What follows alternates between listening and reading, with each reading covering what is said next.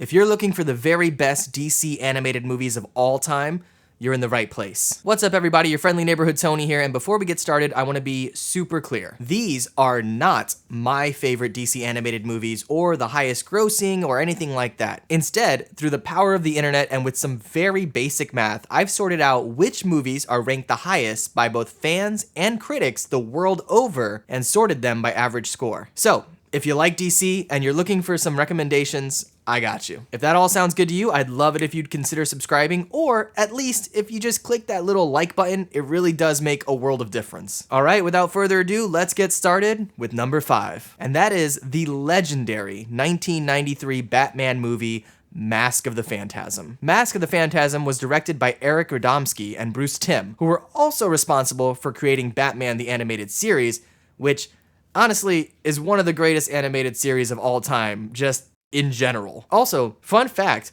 Mask of the Phantasm was originally set to be a straight-to-video release, but for whatever reason, Warner Brothers decided to push it out in theaters, which kind of resulted in it flopping, but once it got out on VHS and people could head to Blockbuster and rent it, it went ham. I miss Blockbuster. Anyway, Mask of the Phantasm stars the OGs Kevin Conroy as Batman and Mark Luke Skywalker Hamill as the one true Joker. In Mask of the Phantasm, a mysterious figure is executing Gotham's most dangerous criminals, and of course, a significant portion of the police force assume it's Batman. All the while, Bruce struggles with the memory of the one that got away, the woman he almost married, Andrea. Although the movie wasn't particularly successful at the box office, it received generally positive reviews from critics and fans. And, I mean, I don't know of anyone that doesn't love it. It is an absolute classic. If you haven't seen it because maybe it's before your time or whatever, do yourself a favor and check it out. Batman, Mask of the Phantasm, as well as the rest of the movies on this list, is streaming on HBO Max right now. But if you're a physical media guy like myself, I'm gonna go ahead and link all the Blu-rays in the description box below. Also, these are now officially affiliate links, so if you're looking for a super easy way to help me out, definitely use them. It doesn't cost you anything, and Amazon gives me a little kickback even if you end up buying something totally random instead, as long as you click on the link first. All right, next up on the list, coming in at number 4, is the 2020 adult animated superhero movie, Justice League Dark: Apocalypse War. That's right, it's officially labeled adult, or rated R for my homies in the States, and yeah, it definitely earns that rating. Apocalypse War was directed by Matt Peters and Christina Soda, both of whom have been involved in a ton of DC movies, particularly in the art and animation departments. Peters would go on to direct the Injustice movie, and Soda would direct several episodes of Young Justice and the Harley Quinn animated series. Apocalypse War has a hell of a cast, with names like Jerry O'Connell as Superman, Rosario Dawson as Wonder Woman, Rebecca Romijn as Lois Lane, Rainn Wilson as Lex Luthor, Matt Ryan reprising his role as Constantine, and honestly, just too many more names to mention.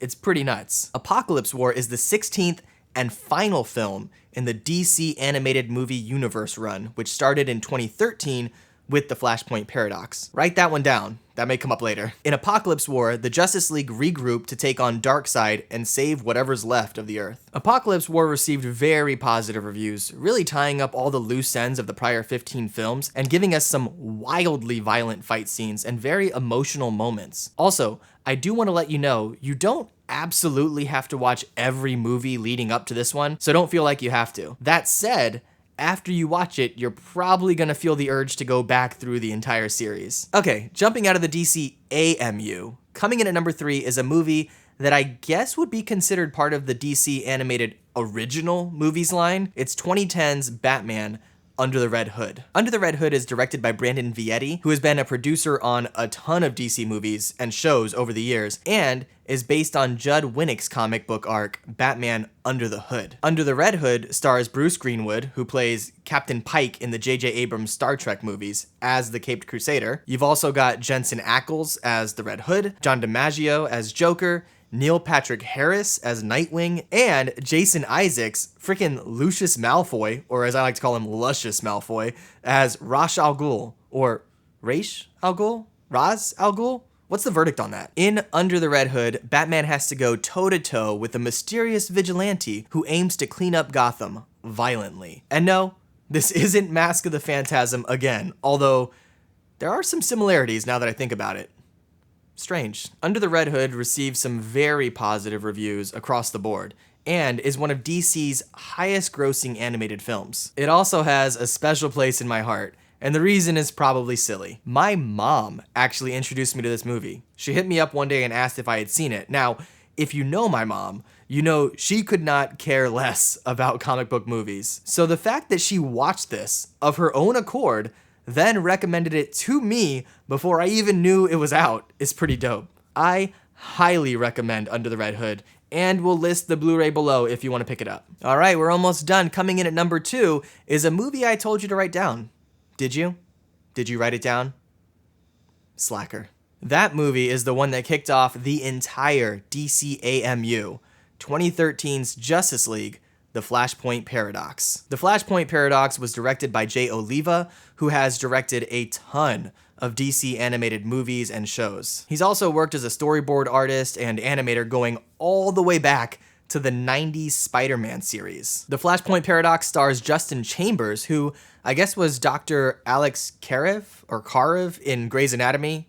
I don't know, I haven't seen it, my bad. You also have C. Thomas Howell as Professor Zoom, Michael B. Jordan as Cyborg, Nathan Fillion as Green Lantern, Cary Elwes as Aquaman, and of course, Kevin Conroy as Batman, as well as a bunch of other names you'll probably recognize. The Flashpoint Paradox not only kicks off the DCAMU series of movies, but it really kind of sets everything into motion. Based on the comic book crossover series Flashpoint, in the Flashpoint Paradox, Barry Allen, the Flash, does his little run fasty time travel-y thing, which basically sends him into an alternate timeline where things have gone really bad. And of course, he has to fix it. As with pretty much all the movies on this list, the Flashpoint Paradox received glowing reviews and made DC a ton of money. I'll also mention it's rated PG-13, so although there is a fair bit of violence and language, it's not quite as brutal or adult as something like Apocalypse War. It also has a very memorable ending scene, which I won't spoil in case you haven't seen it,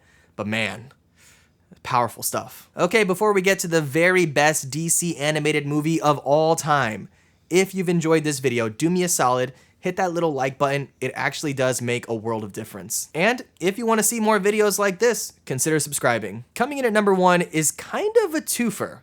Officially, it's 2013's Batman The Dark Knight Returns Part 2. Now, Part 1 is also ranked pretty highly on the list, so I decided to just bundle them together. The Dark Knight Returns is directed by Jay Oliva, who, of course, also directed the runner-up on the list, The Flashpoint Paradox. This dude is wildly talented. The Dark Knight Returns is based on the comic book miniseries of the same name, written and drawn by the legendary Frank Miller, and stars Peter Weller, aka RoboCop, as Batman. You can watch either part alone and you'll be fine, but I would recommend watching them both back to back as just one 2.5 hour long movie. Part 1 takes place 10 years after Batman's supposed retirement.